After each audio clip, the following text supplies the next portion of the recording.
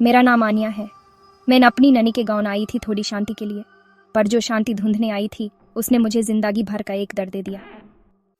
गाँव में सब लोग अक्सर एक पुरानी वीरान हवेली के बारे में बातें करते रहते थे। चाय की तापरी हो या शम का चबूतरा, हर जगह उस हवेली की ही चर्चा होती थी।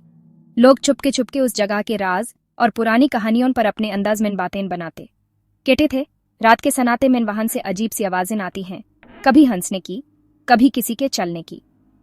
लोग डर के मारे अंधेरा होते ही उस तरफ नहीं जाते। मुझे हमेशा लगता था कि यह सब सिर्फ अफवाहें हैं, लोगों की बनाई हुई कहानियां, लेकिन मैं गलत थी। उस रात मैंने खुद कुछ अनोखा महसूस किया। एक ठंडी सन्नाटा भारी रात थी जब क्यूरियोसिटी ने मुझे उस पुरानी हवेली के अंदर जाने पर मजबूर कर दिया।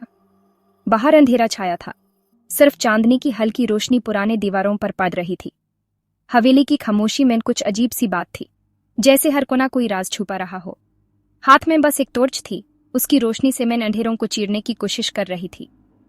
मेरा दिल तेज धड़क रहा था, हर कदम पर लग रहा था जैसे कोई मुझे देख रहा हो। लेकिन क्यूरियोसिटी इतनी ज्यादा थी कि दर पर भारी पड़ गई। तभी एक पुराना भारी दरवाजा धीरे धीरे खुल गया। उसकी चीख सी आवाज हवेली की खामोशी को तोड़ गई। ऐसा लगा जैसे किसी अनजानी ताकत ने मुझे अंदर बुलाया हो, जैसे मैं ही उसका इंतजार थी। अंदर एक पुराना फ्रेम्ड फोटो पड़ा था, उस पर धूल जम चुकी थी। उस फोटो को देखते ही मेरी सांसें थम गई, क्योंकि उसमें कुछ अजीब था।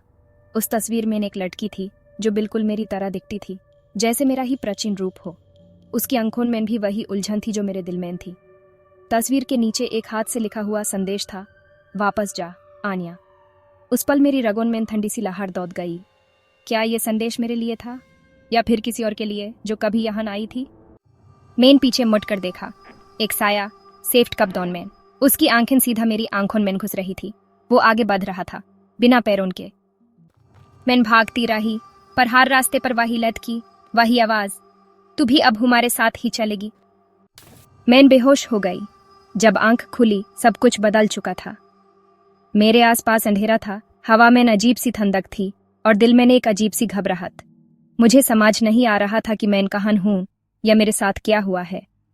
मैं हवेली के अंदर एक बंद कमरे में थी।